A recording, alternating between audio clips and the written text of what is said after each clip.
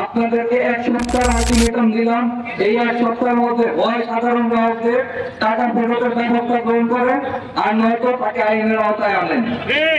গত ফ্যাসিস্ট সরকারের আমলে ই-বেলির যে দুর্নীতি, হাজার হাজার কোটি টাকার যে দুর্নীতি করেছে, র্যাব, পুলিশ থেকে শুরু করে প্রত্যেকটি প্রশাসন এদের সাথে জড়িত ছিল।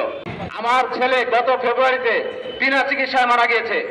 আমার ছেলে হওয়ার পরে আইসিইউতে 27 দিন ছিল। রাসেল সাহেবকে অনেক অনুরোধ করেছিলাম, কিন্তু রাসেল সাহেব কোনো অনুরোধ আমার রাখেনি। এখন আগামী সপ্তাহে বাংলাদেশের ই-বেলির যত ভুক্তভোগী গ্রাহক আছে সকলে এই প্রেস ক্লাবের সামনে সকাল 10টা থেকে উপস্থিত থাকবেন আশা রাখি। তো 4 বছর আগে আমি ই-বেলি ই-কমার্সে কিছু প্রোডাক্ট পারচেস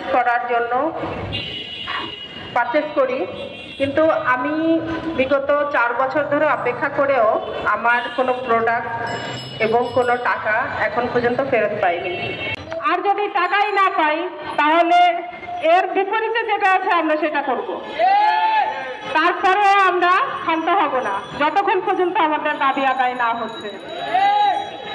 আমাদের আন্দোলন শুরু হয়েছে, এটা আমরা সাকসেস হওয়া না পর্যন্ত আমাদের আন্দোলন চলতেই থাকবে।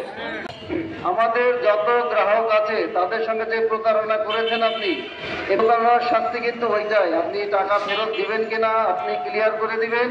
আমরা অনেক জায়গায় ঘোরাঘুরি করছি, লাস্ট মোমেন্টে আপনাকে কিন্তু আমরা ল্যাংটা করে ছাড়বো। আমি অনেক দিন যাবৎ অপেক্ষা করতেছি কোন দিন রাসেল ভাই টাকা দিবে, কিন্তু ওনার কোনো পাত্তা নাই। উনি শুধু ঘুরাইতেছে। ওনার কমেন্ট সেকশনে কমেন্ট করতে গেলে ওনার কমেন্ট সেকশন বন্ধ করে রেখে দিছে।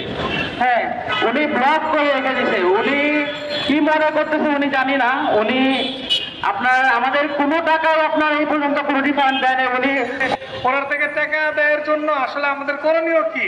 অর্থাৎ সরকার কি আমি বুঝলাম না যে আসলে দুর্নীতি দমন কমিশনের যে লোক আছে যে উনি ওনার সাথে মিলিত, এবং আমার কাছে মনে হয় উনিও একটা শেয়ার ওনার থেকে পেয়েছে, এবং উনি যদি শেয়ার না পায় এই হাজার হাজার মানুষের টাকা মেরে খেলো, তার জন্য উনি কি পদক্ষেপ নিছে? তারা এইভাবে ছেড়ে দিল ভাই, এটা আমার মাথায় ধরে না।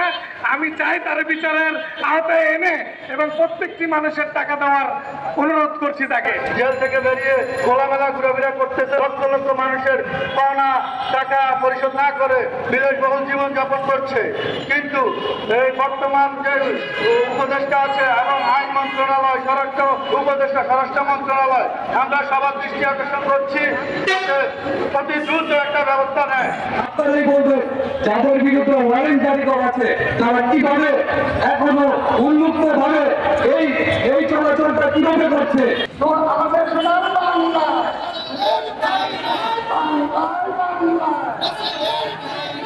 আমাদের